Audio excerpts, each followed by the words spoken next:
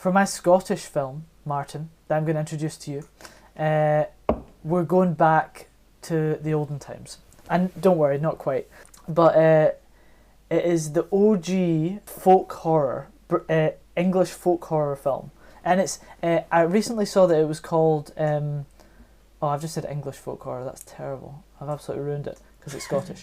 Although there's probably some English people involved as well. But I was thinking British folk horror. Empire called it the best British horror film of all time. Can you guess what it might be? Is it the Wicker Man? It is the friggin' Wicker Man. Nice. Yes. And I don't know if you've seen it.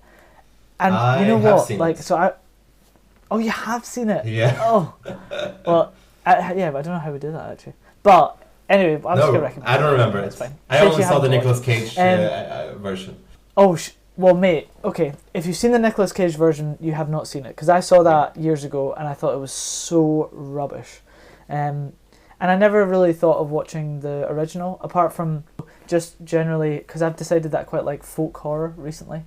From like Ben Wheatley stuff or blah blah blah, and The Wicker Man was always coming up as the original that you should watch, and I saw it and I just thought it was so brilliant. You know, you've got to go in with a bit of an open mind because it was like 40 years ago or 50 years ago or even more. You know, but it's got it's got Saruman. Who's he? Christopher Lee, as the baddie in it, and it's totally mad, man.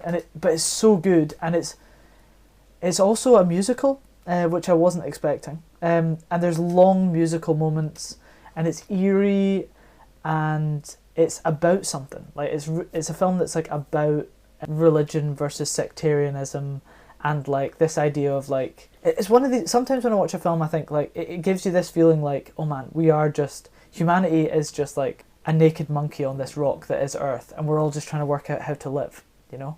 And it does that so well. And it's all set in a wee town in Scotland, and it makes Scottish people seem like total freaks, but that's okay, you know.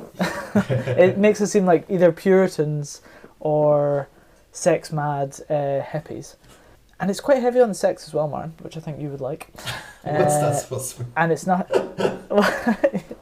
Well, I don't know. I just think you would like it in that way. I don't know that I'm saying you're a voyeur. More just that you like things with a sexual theme, you know.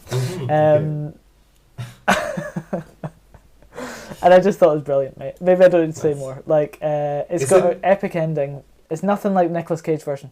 The idea is that it's someone from the mainland goes off to one of these islands, and the basic premise is he's got to find out what happened to this young girl, and everyone's lying to him. And why would that be a thing? You know. Right.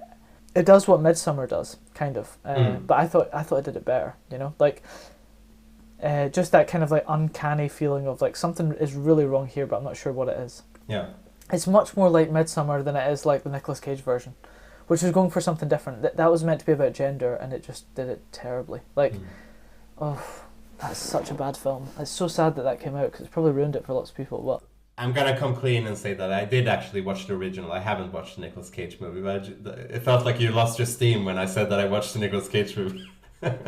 No, I appreciate it. What did you think of the original?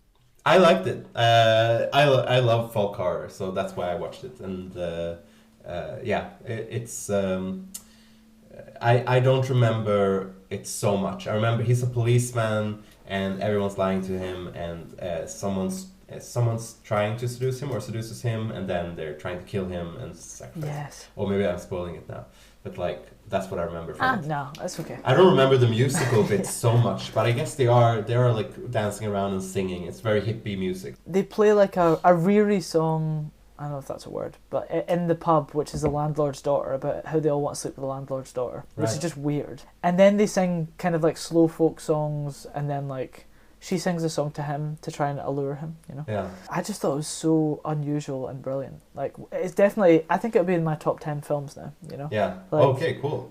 It kind of blew my mind, you know? Maybe I should And I watched it just recently. Maybe I should rewatch it. Yeah, but maybe, you do have to go in with an open mind, because you do have to remember, like, some of it's going to be a bit cheesy because of, like, set. But it is really creepy, and it is like, you know, it is really creepy, and folk horror is so amazing. Like, yeah, like both Kill List and what's the other one? Midsommar is also...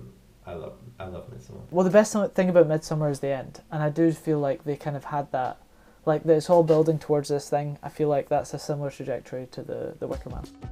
Hey, I'm Josh the Scot. And I'm Mårten the Swede, and this is an excerpt from our film review podcast called The Scot. And the Swede, where every episode we review a new film and an old film, somewhat related, and then do another shorter recommend of a Scottish film. And a Swedish film. So yeah, if you want to listen to the whole episodes, you can find us on Spotify and Apple Podcasts and any podcasts streamer of your choice.